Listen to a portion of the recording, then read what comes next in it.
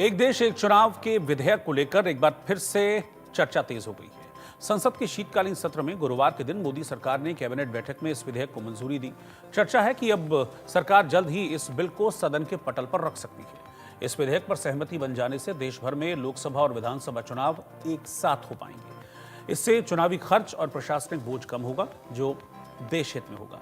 कहा जा रहा है कि लोकसभा और विधानसभाओं के चुनाव अलग अलग समय पर होते हैं, जिसमें कई तरह की चुनौतियां झेलनी पड़ती हैं। अगर चुनाव एक साथ होंगे तो चुनावी खर्च एक ही बार में होंगे और काफी पैसे भी बचेंगे, समय बचेगा, लोगों को फायदा होगा, देश का फायदा होगा। इसकी सबसे बड़ी चुनौती यह है कि अगर संसद में विधेयक कानून भी बन जाए तो इसे लागू होने में कम से कम 10 साल लगेंगे।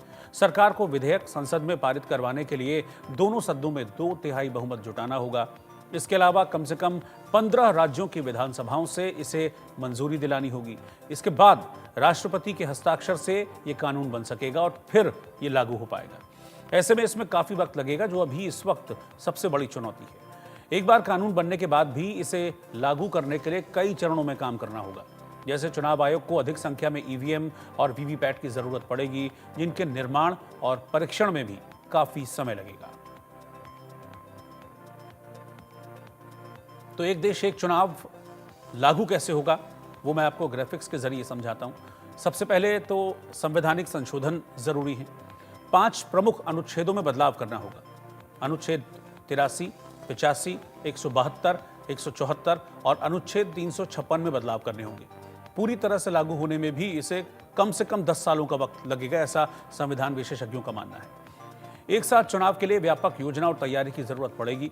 चुनाव आयोग के मुताबिक संसाधनों को ही पूरा करने के लिए कम से कम 3 साल का वक्त चाहिए। बड़ी संख्या में ईवीएम की जरूरत पड़ेगी। मौजूदा लोकसभा का कार्यकाल 2029 में समाप्त हो रहा है। निर्वाचित लोकसभा की पहली बैठक में अधिसूचना माना जा रहा है कि संभव हो सकती है। अब 5 प्रमुख अनुच्छेदों में बदलाव क्यों जरूरी है, इसे भी ग्राफिक्स के जरिए आप समझिए। 5 प्रमुख अनुच्छेद जिनका जिक्र मैंने पहले भी किया, वो हैं अनुच्छेद 83, 85, 172, 174 और 356। ये लोकसभा और विधानसभाओं के कार्यकाल से संबंधित हैं। अनुच्छेद सदन भंग करने के अधिकार से संबंधित हैं।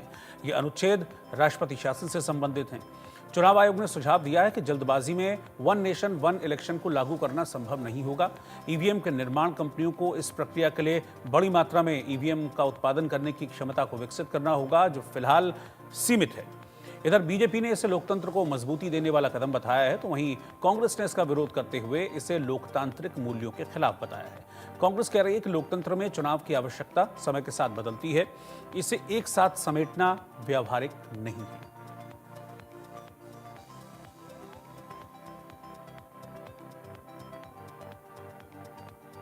केंद्रीय मंत्री जुएल ओरांव ने एक राष्ट्र एक चुनाव पर कहा कि आचार संहिता के कारण जो विकास कार्य रुक जाते थे वो अब पूरे होंगे।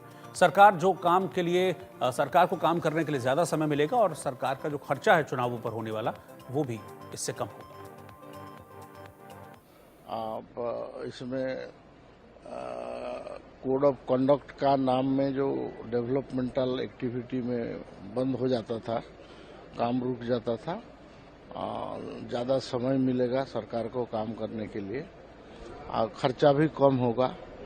और आप इलेक्शन का मतलब है कि सब मिनिस्टर लोग, इम्पोर्टेंट पॉलिटिकल लीडर्स, वो सब काम छोड़ के इलेक्शन मैनेजमेंट में लग जाते थे, तो उसको अभी उनको टाइम भी ज़्यादा मिलेगा देश के बारे में सोचने के लिए और काम करने के लिए।